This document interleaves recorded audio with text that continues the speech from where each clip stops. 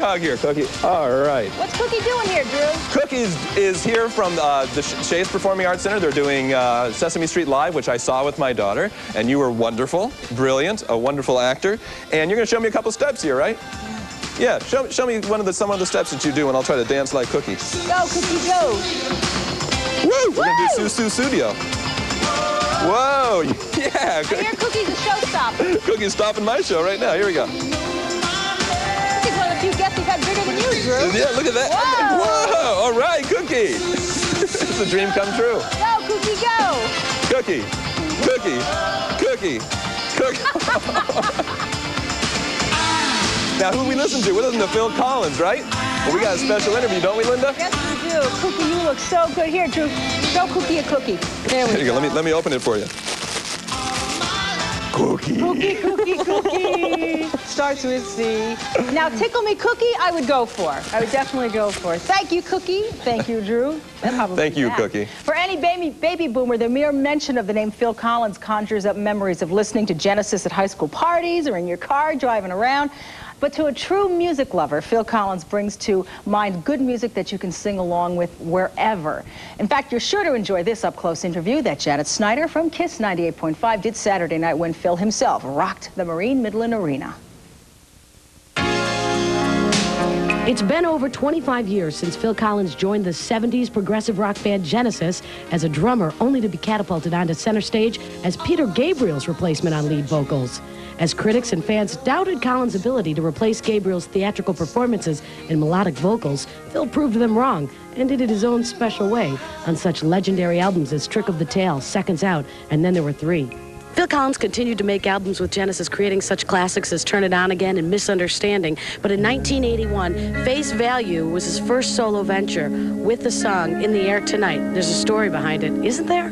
No, there's nothing. Nothing. It's all rubbish. 20 different stories going around about the background to this song. So you just sat down, you wrote it one day? Yeah, I wrote it one day. The words popped out. And I don't even know what it's about. So any stories, I'm fascinated by these rumors that go around.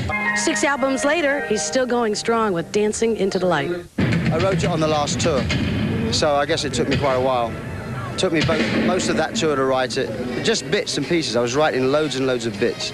And then when I went home, I took 6 months off. And then after 6 months, I started looking at all the bits and making them into songs. Phil Collins found a new love, has a new tour, and he's in the Marine Midland Arena right now. This is what it's like with the sound check for Dancing into the Light. Phil's on the drums right now, so we're seeing his backs.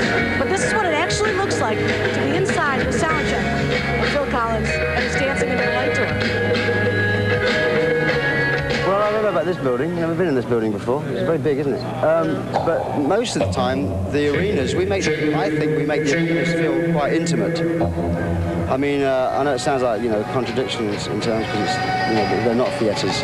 But on the other hand, they're better than stadiums. And so I like to think that when I'm doing a song on my own on the piano, people are actually sitting there and listening to it. And there's a moment in the show when I do You Remember? And it's the first time maybe people have live, anyway, have heard those words, it's just me and a piano. And I think it comes over like that. I think it comes over well. For any fan of Phil Collins or Genesis, seeing this superstar perform live is an experience you never forget. Seeing Phil and his 10-piece band on stage just shows you Phil's love for music.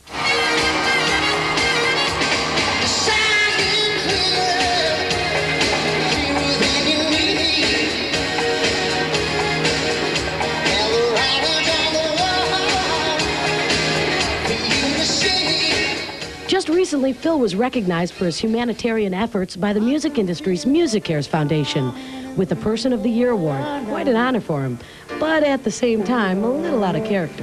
When you do charity things, you don't always, sometimes you just do it without people knowing about it. I mean, obviously, I guess it's different in rock and roll because, Another Day in Paradise, everyone knows I did for the homeless. Right. But there's, no, it's a nice, they gave me the award, which I'm very proud of, to highlight their organisation, which is basically Music Care, which is taking care of musicians. Is that the best award you've ever received? It certainly was the most surprising, and actually, when it comes down to it, it's for being a nice human being, which is probably just more important than being a good musician. Whether you're a fan of the old or new sounds of Phil Collins, one thing's for sure, you won't be disappointed by a live show performed by this rock legend.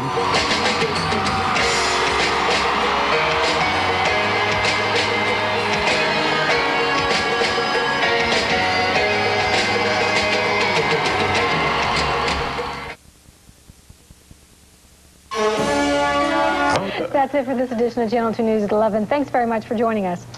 Saturday Night Live is next, but before we go, Phil Collins performed at the Marine Midland Arena tonight. Here's a quick listen.